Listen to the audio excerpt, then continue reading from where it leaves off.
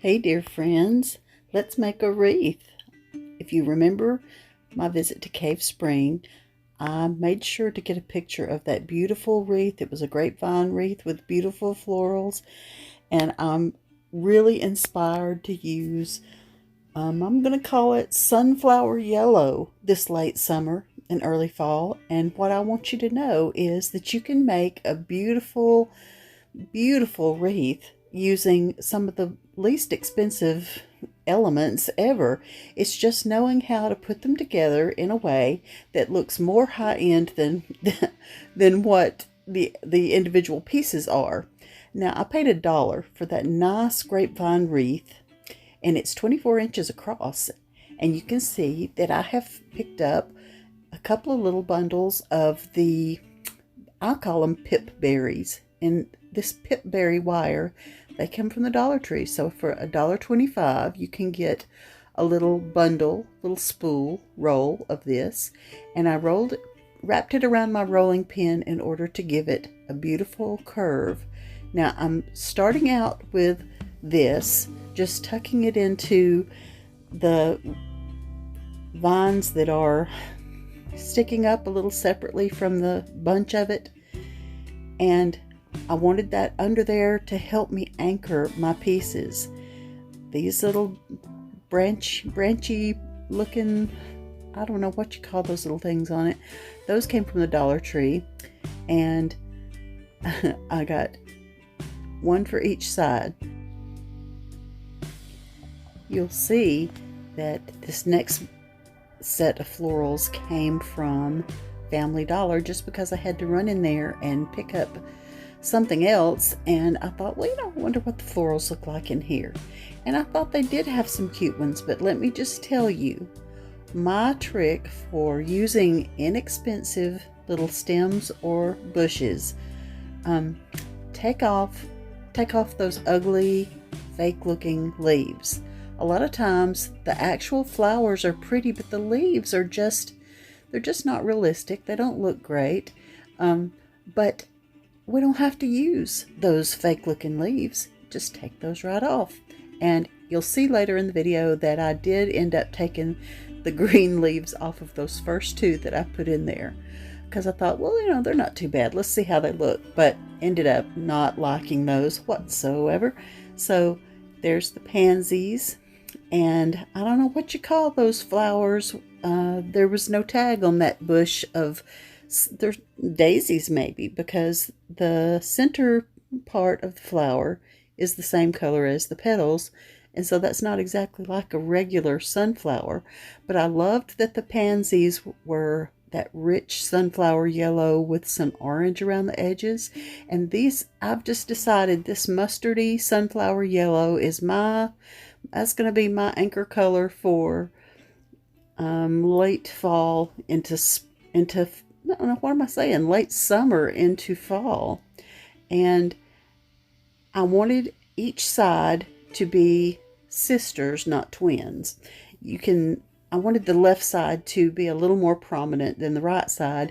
And I did not want to cover up all the grapevine, because I really thought the grapevine was very interesting on this one. And I guess they all are. They're all very unique, very individual. Well, you can see that I have chosen these little lilac bushes. Well, stems. I think it came on a bush. Several little individual pieces on one bush. And maybe you didn't notice before, but I had a pair of wire pliers, and I just cut those off individually so that I can put them exactly where I want to. I think there's almost nothing uglier than to just jam a whole bush of something into the side of a wreath. When you do that, it doesn't look, I don't know. Well, this is not actually natural, but it kind of looks more natural to do this than to think an entire big natural bush or clump would be growing out of your wreath. I mean, you're not going to find this in nature, but what you're going for is to look like it is pleasant and pleasing, and something that you would be delighted to come upon an array of flowers like this in a beautiful meadow. All right, now can you see in the middle I have a little tray of eucalyptus bits.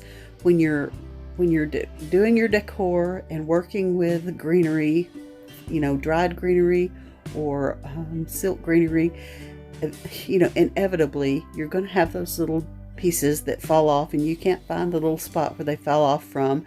So I just keep those. I collect them and put them aside like I'm doing now, and I'm adding the eucalyptus greenery into here, and it looks so much better than the fake leaves. I have already pre-removed almost all of the Kelly green, shiny, thin. Well, let's face it, Dollar Tree is not a high-end, not Dollar Tree, but Family Dollar, Dollar General. Most of these places are not high-end. They're not going to be like a Hobby Lobby or Michael's most expensive silk piece. So you can get rid of those and up the curb appeal instantly by just doing that one thing. Now, I've got these little drippy bunches that did come from Hobby Lobby, and I've used them in several places in my home, which is my habit to do. I just let things stay here and stay there, and I put them almost all over the place, anywhere that I'm in the mood for it. So I didn't hot glue or cable tie or twist tie with wire or floral wire. I really just wove my pieces into the it was pretty tightly wound, that grapevine wreath. So I was able to wedge everything in there, and the pipberry wire garland, that actually made a lot of sense for me to help anchor things.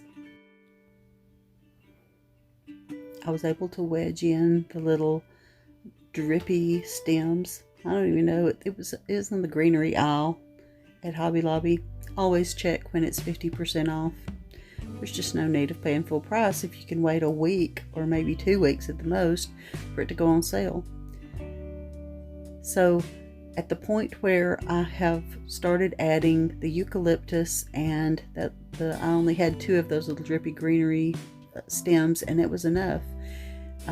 At that point, I did go back and take my scissors or my wire pliers and clip out any remaining green leaves on those stems, because it was just obvious that the eucalyptus it just upgraded it immensely. Really did. So I've got all the flowers in place, and now it's time for me to add the second little coil of the pipberry wire. And as you can see, spiraling it around that wooden rolling pin. It's a little smaller than most rolling pins, and it was about the size I was looking for.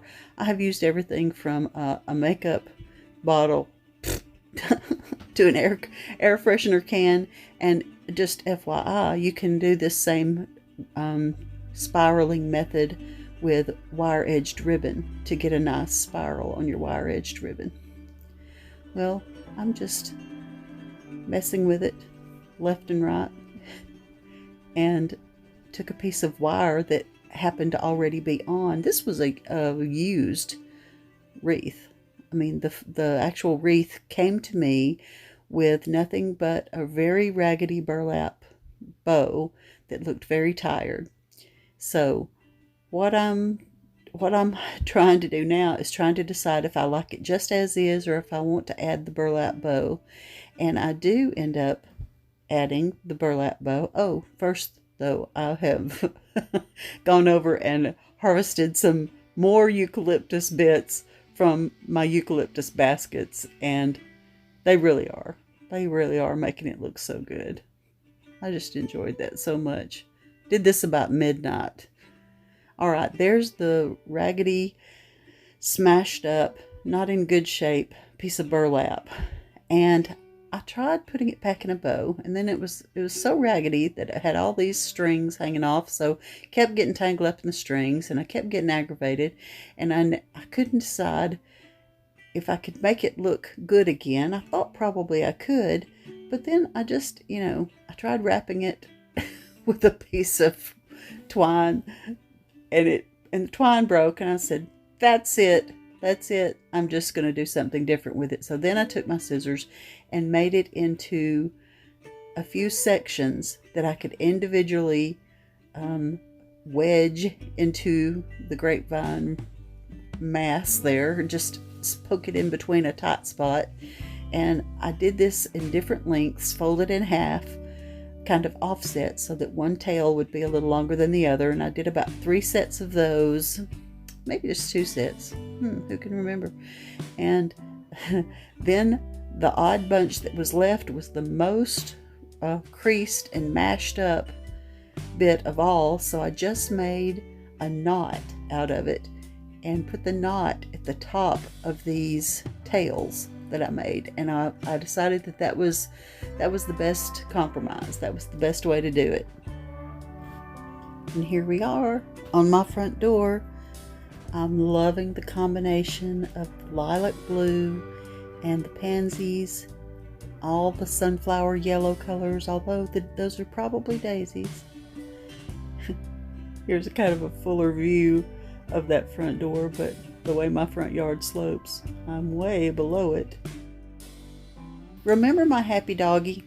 I had a sweet viewer send me an email, and she said, my doggy looks just like your happy doggy. It's a Chiweenie, Miss Sadie Solomon. I'm so glad that your owner, Joella, sent us a picture of you. And I decided that everyone needs to send me the pictures of their happy doggies, and we'll just make this a regular thing. And we'll have the best time ever letting our little dogs be celebrities. Isn't that fun? Well, thank you for watching. I hope that this gives you an idea for something you might do for this. We're not quite to fall yet. It's still blazing hot where I am. So while we're praying for the cooler weather to come, we can still have some sunflowers and a few things that will lead us and transition us right into fall. We can come back and add some little pumpkin picks and other little fall leaf looking things to these items, and I think that will transition us nicely. Well, God is good, and I am grateful for all of you, and I pray that you are all so blessed. Remember to think on these things that are good and of good report, and let's have a great week on purpose.